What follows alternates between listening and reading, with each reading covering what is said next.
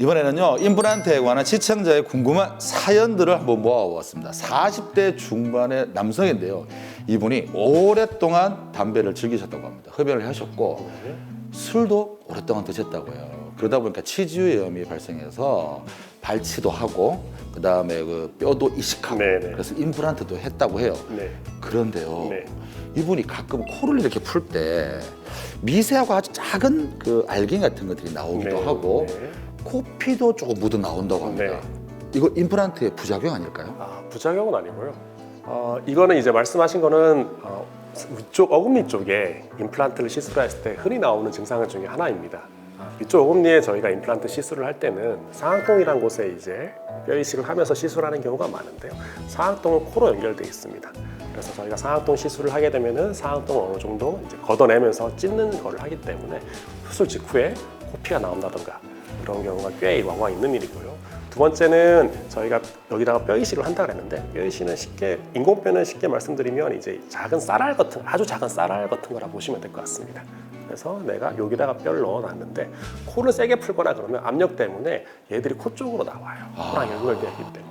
그래서 저희가 상악동 시술을 한 다음에는 한 달 동안 수영을 하지 마시라 말하시고요. 한 달 동안, 한두 달 동안은 코를 세게 풀지 말라고 하세요. 그랬을 경우에는 이제 코피 난다던가 아니면 저희가 이식한 이식제가 코 속으로 튀어나와던가 그런 일이 생길 수 있습니다. 이런 것들은 이제 모든 임플란트가 마무리되고 여기 있는 뼈가 다 굳은 뒤, 즉 한 짧게는 3개월, 길게는 6에서 한 12개월 뒤부터는 그런 증상이 나오진 않습니다. 크게 염려하지 않아도 예, 안 하셔도 됩니다. 대신 너무 세게 풀으면 저희가 이식한 상악동 뼈들이 다 나오는 수가 있어요. 많이.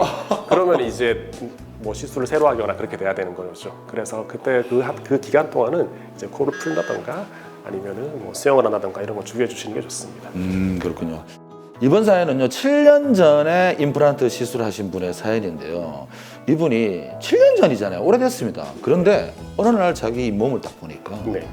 검게 네. 변하고 있더라고요. 네, 네. 그러다 보니까 좀 욱신한 것도 느껴진다 하거든요. 그래서 이분이 지금 재수술을 고민하고 있어요. 예. 그렇다면 해야 할까요? 안 해야 될까요?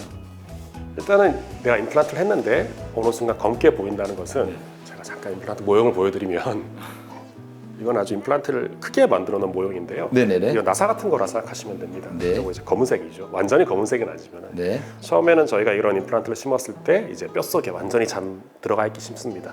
근데 임플란트가 이제 수명이라는 거는 이 뼈가 점점 소실되어 사라져가지고 아무런 뼈가 없게 되면은 임플란트가 이제 수명을 다해서 꽂게 되는 거죠. 이제 검게 보인다는 건 뭐냐? 처음엔 이게 뼛속에 있어가지고 안 보이는데 점점 수명이 다하다 보면은 얘가 보입니다. 이제 이 검은색이 이 몸 밖으로 늘어난다는 예, 그렇죠. 수명이 점점 다하다 보면은 그래서 이 정도 상황이 왔다는 거는 잇몸 두께도 고려해야 되기 때문에 내가 잇몸 밖으로 이런 검은 게 보인다는 것은 이미 수명이 절반 이상 경과된 경우가 이제 흔한 일입니다.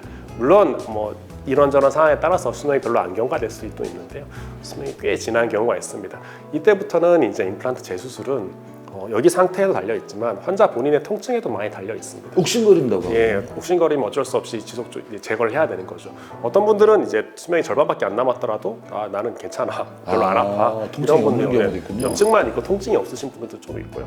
어떤 분들은 수명이 한 3분의 2 정도 남았는데도 염증이 그렇게 심하지 않은데도 통증이 있으신 분들이 있습니다. 그런 분들 경우에는 1차적으로 저희가 이제 아래 같은 경우를 소독해드리곤 하지만 그럼에도 불구하고 통증이 개선되지 않으면 어쩔 수 없이 그때는 이제 재수술을 생각해야 되는 거죠. 임플란트는 다른 인체기관도 마찬가지지만 임플란트는 더군다나 이제 내 몸에 이식한 또 다른 인체기관이기 때문에 수명을 가지고 있는 것은 명확합니다.